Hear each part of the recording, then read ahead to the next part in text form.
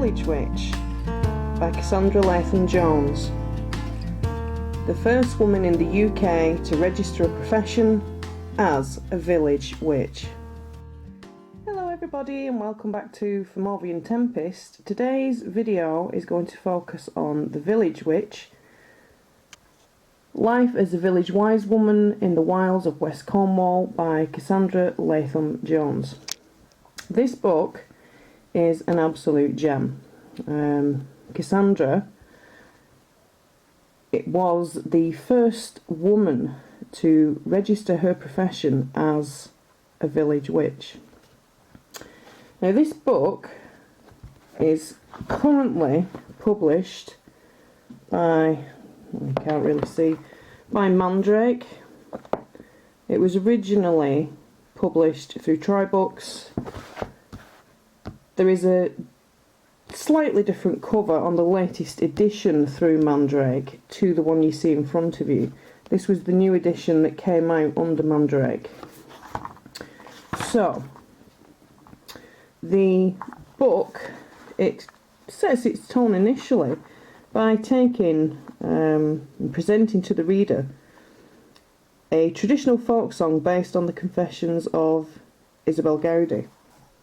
And I won't read the whole of it to you, I'm just going to focus on this last piece. I will run and run forever, where the wild fields are mine, I shall go into a hare, I'm a symbol of endurance, running through the mists of time, with sorrow and such mickle care. So this book is not, by any sort of means, a recipe book for spells. It's not that at all. This book, and I'm sorry if the camera's jiggling around, I don't have a tripod, this book is Cassandra's story. She takes you through her life, the challenges in her life, the roller coaster events, the experiences. There are some, at the very back of the book, there are some folklore and charms. I'm just going to turn for you, as you can see, just at the back, but that's not at all what this book is about. So the contents.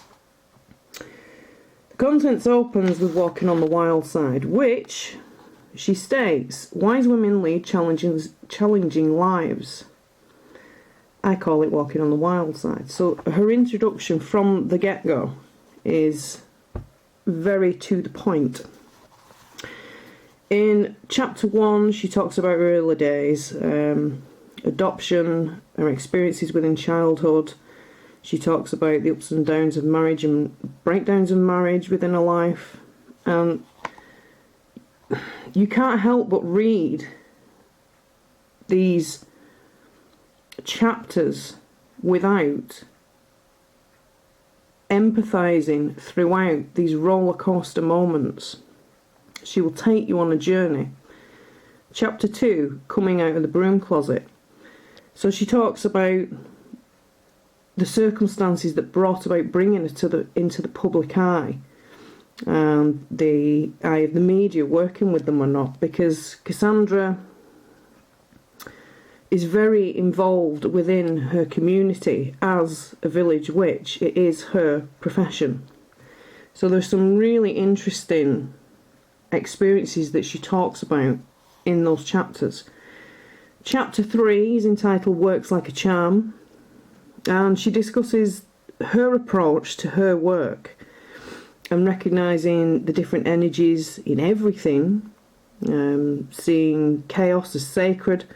She provides some case studies where she's been working with her clients, some charms and spells, and she does break those down, breaking curses, rites of passage, healing, and combining traditional methods with 21st century tools. Now in this particular chapter, she's talking about her work within the community, so she's talking about being of service. So if we turn to, let's come across, chapter 4, Wisewoman Tales, and this is where it gets really interesting, because she discusses her adventures overseas. You've got visiting USA, Canada and Africa. She talks about well cleansings. She discusses the Museum of Witchcraft, which is Boscastle Museum of Witchcraft.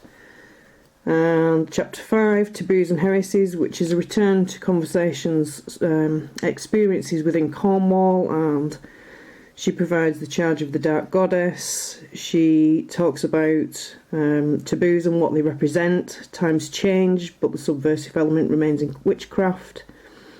She talks about the importance of community. In chapter 6, The Law of the Land, she speaks about her experiences, her relationship to the land, the fairy folk, wise folk in general, wise folk in particular, folk remedies, old wives' tales, traditional Cornish spells and charms, and is any of it relevant in the 21st century? So she has a little author's note to begin with, and then you get into these chapters. And I've got to say that the way she presents her work is fascinating. If I just flip to the back, you'll see how this work is presented. It's stated on the back that there is far more to the craft of the wise than simply following someone else's recipes for performing magic. It entails old-fashioned qualities such as hard work, discipline, dedication and commitment. And this is why her book differs from many that are out there on the market, because it describes the why as well as the how, in that it challenges the reader to question and explore their own experiences of the world's magical. So, as you can see, there are little, I guess, line drawings at the beginning of each chapter. The lady's name, the artist, is Kim Sandham. You can find her if you do a quick search on the internet.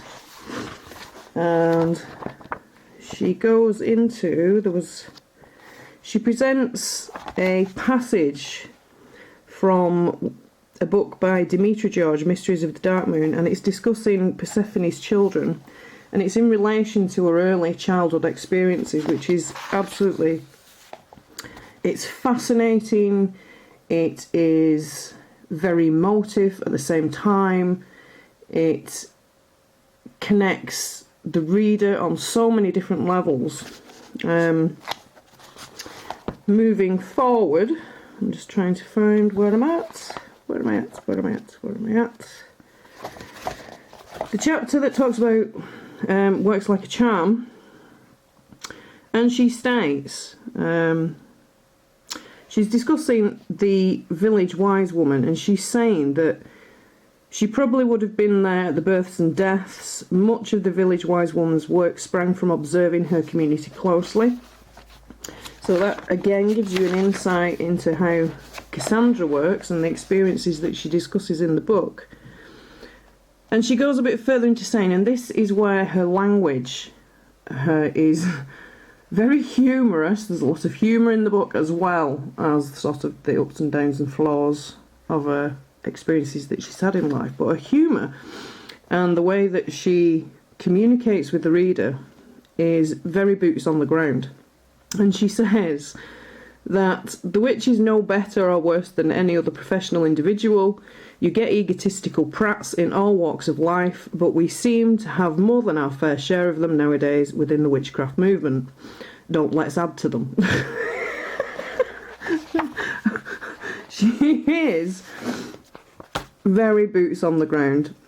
Very boots on the ground.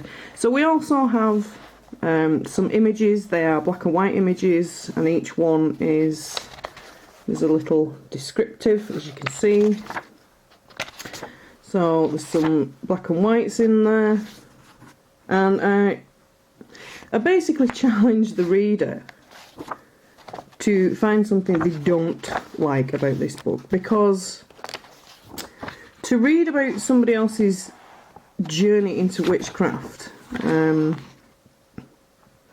all the wisdom that is intrinsic to being a wise woman, and the wisdom gained from all of our experiences, past, present, and where those experiences will take her in the future.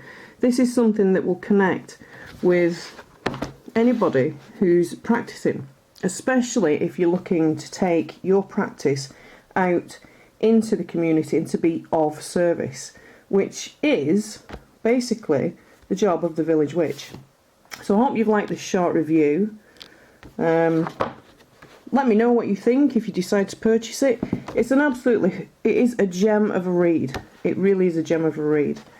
So for $10.99, I think it is on Mandrake Press. It is available on Kindle in UK and USA versions. You can purchase if you're in Canada as well. Can't remember. I think it was. What did it say? Correct. I might be mistaken, but I'm sure it said $10.99 UK or $20. But check on the website.